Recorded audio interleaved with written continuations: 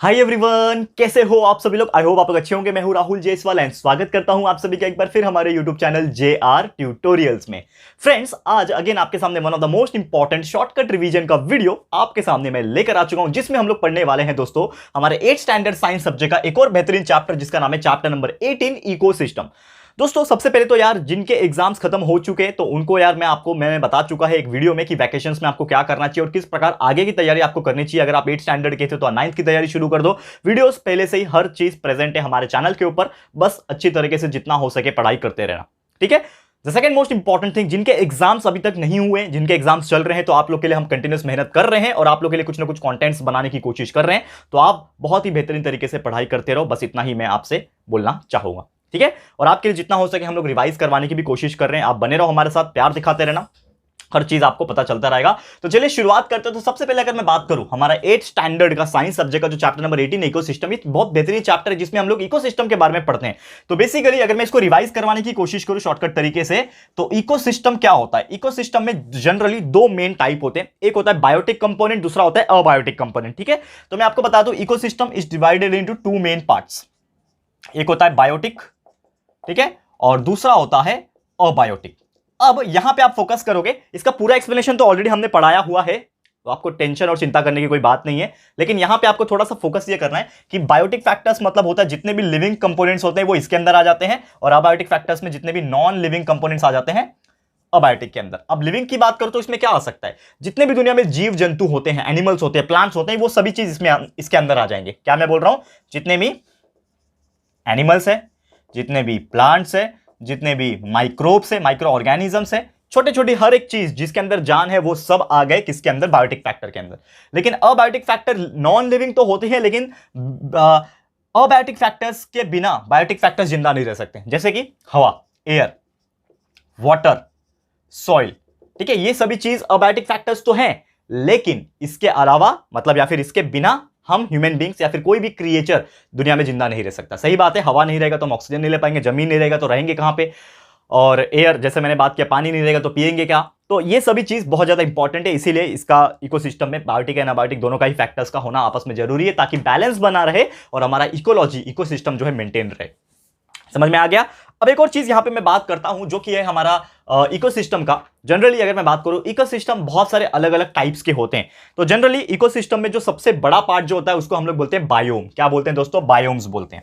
यहां पे ध्यान में रखना, क्या बोलते हैं, बायोम्स। अब ये बायोम्स की मैं बात करूं, it is the very largest ecosystem, लेकिन ये बायोम्स भी अलग अलग तरीके से होते हैं, अलग अलग टाइप्स के होते हैं। जनरली बायोम्स की अगर मैं बात करूं, लैंड बायोम यानी जमीन, जैसे कि आप जानते हो हमारा पृथ्वी जो है, ठीक है, हमारा जो पृथ्वी है वो 71% पानी है, ठीक है, लगभग 70-71% पानी है, सिर्फ 29% 29% लैंड है। लेकिन वो लैंड इतना बड़ा है कि कोई एक इंसान अकेले पैदल निकल जाए तो भी उसको कम पड़ जाए, मतलब अकेले घूमना जाएगा तो भी उसको मतलब सालों बीत जाएंगे तब जाके वो पूरा कवर कर पाएगा। मतलब वो जमीन हमें देखने में इतनी बड़ी लग जाती है। तो it is called as the land biome is the largest biome you can say, ऐसा आप बोल सकते हो। लेकिन यहां पे हम बात बताएंगे लैंड बायोम मतलब क्या होता है, कि दुनिया में बहुत अलग अलग प्रकार के लैंड बायोम्स होते हैं। जैसे कि एक होता है ग्रासलैंड, ठीक है, जहां पे घास वगैरह होती है और ऐसी जमीन होती है जो खाली होती है, उसमें छोटे छोटे घास उगे होते हैं, जिसको हम लोग बोलते हैं ग्रासलैंड इकोसिस्टम। क्या बोलते हैं,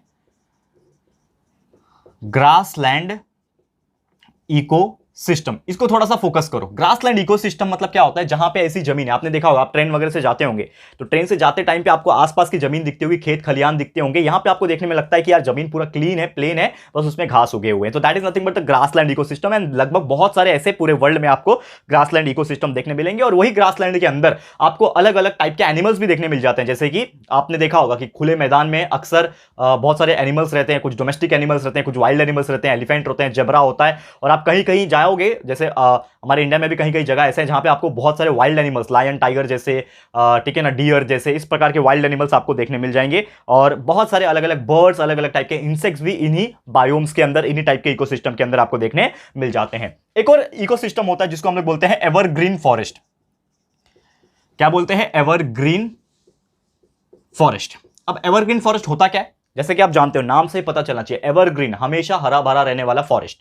तो कुछ जंगल ऐसे होते हैं, कुछ फॉरेस्ट ऐसे होते हैं जो हर साल आप जाके देखो, 24/7 देख लो या फिर पूरे साल में 12 के 12 महीना देख लो, वो हमेशा हरे भरे होते हैं। सबसे बेस्ट एग्जांपल पूरे वर्ल्ड में एक अमेजॉन रेन फॉरेस्ट करके है, सबसे बड़ा फॉरेस्ट है पूरे वर्ल्ड का, अमेजॉन रेन फॉरेस्ट, जिसमें बहुत ज्यादा बारिश भी होती है, रेन फॉरेस्ट भी है, और अलग अलग जीव जंतु होते हैं, और ब्राजील में पाया जाता है, और it is called as the lungs of the world. क्यों? क्योंकि वो इतना बड़ा फॉरेस्ट है जिसमें से 20% ऑफ ऑक्सीजन सप्लाई पूरे वर्ल्ड को जाता है, अमेजॉन रेन फॉरेस्ट का। तो ये एवरग्रीन फॉरेस्ट है ना, इसमें अलग अलग पेड़ पौधे आपको देखने मिल जाएंगे, अलग अलग टाइप के जानवर आपको देखने मिल जाएंगे, जो कि बैलेंस करता है हमारे इकोसिस्टम को। बहुत सारे एक्वेटिक एंड साथ ही में बहुत सारे टेरेस्ट्रियल, बहुत सारे आपको एरियल बर्ड्स आपको देखने मिल जाएंगे, यानी कि पानी में रहने वाले जीव, समुद्र में रहने वाले जीव, साथ ही में जमीन पर रहने वाले, हवा में उड़ने वाले जीव, ये सभी प्रकार के जो जीव जंतु होते हैं, यानी एनिमल्स और प्लांट्स जो होते हैं, वो सभी चीज आपको देखने मिल जाता है। अब एक और चीज आ जाता है जो कि है एक्वेटिक, मतलब जो कंप्लीट पानी में रहते हैं, एक्वेटिक इकोसिस्टम। तो एक्वेटिक इकोसिस्टम की अगर मैं बात करूं तो लगभग हमारा जो वर्ल्ड है, जैसे मैंने आपको बात बताया, हमारा जो पृथ्वी है, एक्वेटिक इकोसिस्टम की बात करें कि 71% सिर्फ पानी है। मतलब एक्चुअल में जो मैंने बोला कि लैंड बायोम देखने में बहुत बड़ा है, लेकिन अगर हम प्रॉपर तरीके से देखें तो 71% हिस्सा तो पानी के आसपास है। मतलब सबसे बड़ा इकोसिस्टम कौन हुआ? एक्वेटिक इकोसिस्टम हुआ। तो 71% जो अर्थ है हमारा पूरा कवर हुआ है इस चीज से। और लगभग अगर मैं बात करूं, इसमें हम लोग देखेंगे तो एक्वेटिक सिस्टम में दो तरीके से इकोसिस्टम जनरेट होते हैं। सबसे पहला जो होता है वो होता है फ्रेश वाटर इकोसिस्टम, ठीक है ना। वो क्या होता है? Fresh water ecosystem. Fresh water मतलब दुनिया में 71% पानी है, लेकिन वो 71 पानी में से कुछ पानी, लगभग पॉइंट समथिंग परसेंट इतना पानी ऐसा है जो फ्रेश वाटर है, जिसको हम पी सकते हैं। और वो फ्रेश वाटर क्या होते हैं? नदियां होती है, नदी जो होती है ना वो फ्रेश वाटर होता है, मतलब उसको पी सकते हैं। लेकिन आजकल नदी भी इतनी साफ नहीं रही है, गंगा जैसी नदी भी इतनी साफ नहीं है, क्योंकि हम बहुत सारा कचरा करते हैं, ह्यूमन बींग्स पॉल्यूशन करते हैं। तो फ्रेश वाटर में कुछ अलग टाइप के जानवर रहते हैं, जैसे कि आप देखोगे कि फिशेज जो होती है, मछलियां, आपने देखा होगा समुद्र में रहने वाली मछलियां अलग होती है, और सादे पानी में यानी फ्रेश वाटर में रहने वाली जो मछलियां होती है वो अलग होती है, यानी दोनों ही अलग अलग होते हैं। जैसे एग्जांपल के तौर पे हमने देखा होगा, और आप लोग कई सारे लोग फिश खाते होंगे, तो आपको पता होगा, जैसे रोहू हो गया, कतला हो गया, ये सब जो फिशेस होते हैं जो फ्रेश वाटर में रहती है। लेकिन वही हम महाराष्ट्र पॉइंट ऑफ व्यू बात करें, पॉपलेट मछली हो गया, ठीक है ना, पॉपलेट म्हणतात, आणि बॉम्बिल मछली, ठीक है ना, बॉम्बे डक बोलते हैं उसको इंग्लिश में। तो ये सभी मछली समुद्र में पाई जाती है, ठीक है। तो इसका मतलब ये है कि दोनों ही इकोसिस्टम, यानी फ्रेश वाटर इकोसिस्टम और साथ में मराइन इकोसिस्टम जो है, यानी समुद्र का खारा पानी, मराइन इकोसिस्टम जिसको बोलते हैं। तो fresh water and marine ecosystem both are different, but both are the aquatic ecosystem. दोनों ही पानी वाले इकोसिस्टम है, लेकिन दोनों ही अलग अलग है, और इस प्रकार से चीजें होती है। तो फ्रेश वाटर में सभी आ जाते हैं, रिवर आ जाता है, पॉन्ड आ जाता है, तालाब, लेक वगैरह सब आ जाते हैं, और ये अलग अलग तरीके से एक्वेटिक एनिमल्स उसके अंदर रहना पसंद करते हैं। और मराइन वाटर में क्या आ जाता है? आपका समुद्र आ गया, और ओशन आ गया, महासागर जिसको बोलते हैं, वो सभी चीज इसके अंदर कंप्लीट आ जाता है। अब इसके अलावा ये चैप्टर में और क्या था? लास्ट टॉपिक ये है कि हम जो ह्यूमन बींग्स है दोस्तों, हमारा जो इकोसिस्टम है ना, हम उसको क्या कर रहे हैं? डिमिनिश कर रहे हैं, धीरे धीरे हम उसको खत्म करते जा रहे हैं, डिमिनिशमेंट हो रहा है। अब डिमिनिशमेंट मतलब क्या हो रहा है? We are creating pollution. सबसे पहले तो ह्यूमन बींग्स क्या कर रहे हैं? पॉल्यूशन को बहुत ज्यादा क्रिएट कर रहे हैं। और एक बहुत ही बेकार काम हम लोग करते हैं कि एक्वेटिक सिस्टम को हम खराब कर रहे हैं। जो हमारा नदी होता है, नदी के किनारे हम लोग कपड़े धोने बैठ जाते हैं। देखा होगा बहुत सारे लोग ऐसे होते हैं, नदी के किनारे कपड़े लेके आ जाते हैं और सर्फ लेके आ जाते हैं, उसको लेके कपड़े धोने बैठ जाते हैं। उसका पूरा जो गंदगी होता है और झाग जो होता है वो समुद्र में चले जाता है, पानी में चले जाता है, नदी नाले में चले जाता है।